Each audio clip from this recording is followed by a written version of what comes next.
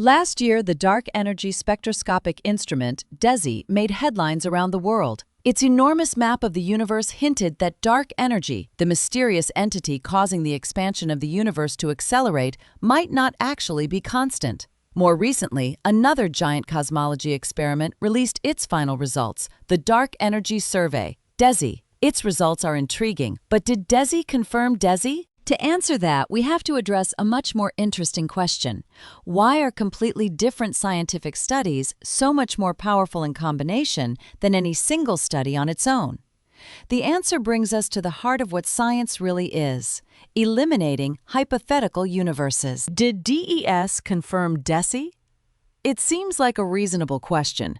New data is supposed to reduce the uncertainty on whatever number we are trying to measure. You tighten the error bars and you confirm the measurement. Science sometimes works that way, like when we first measured the existence of dark energy in the first place. But modern cosmology has reached the point where this approach no longer works. The signals we are looking for are so subtle and tangled together that it is no longer about directly measuring the parameters of this universe. It is about ruling out countless hypothetical universes that we are not in. And DES was ruthless in eliminating universes. Despite their nearly identical names, the Dark Energy Survey, DES, and the Dark Energy Spectroscopic Instrument, DESI, were built to tackle the same grand mystery from almost opposite directions.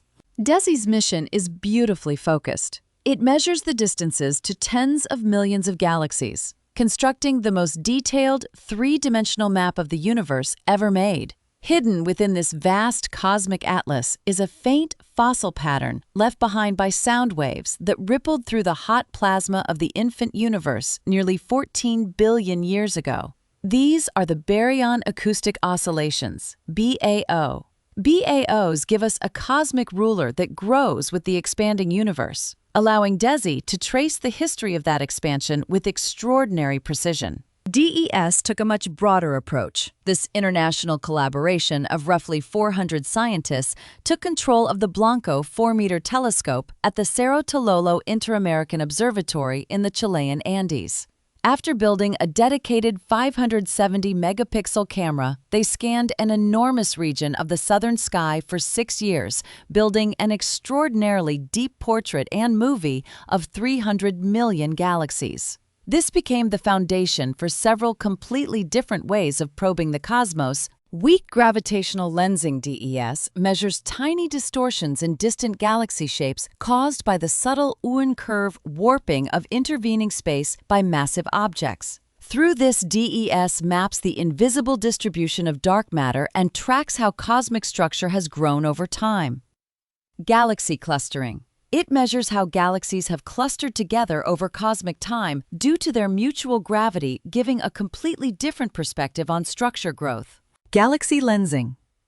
By combining lensing and clustering measurements, DES connects visible galaxies to the much larger halos of dark matter that surround them.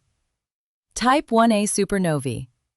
DES discovered and monitored thousands of Type 1a supernovae, measuring the expansion history of the universe by determining distances to these exploding white dwarf stars, the method by which dark energy was first discovered. Baryon Acoustic Oscillations DES even measures the same ancient BAO pattern as DESI, but with a completely different observing strategy.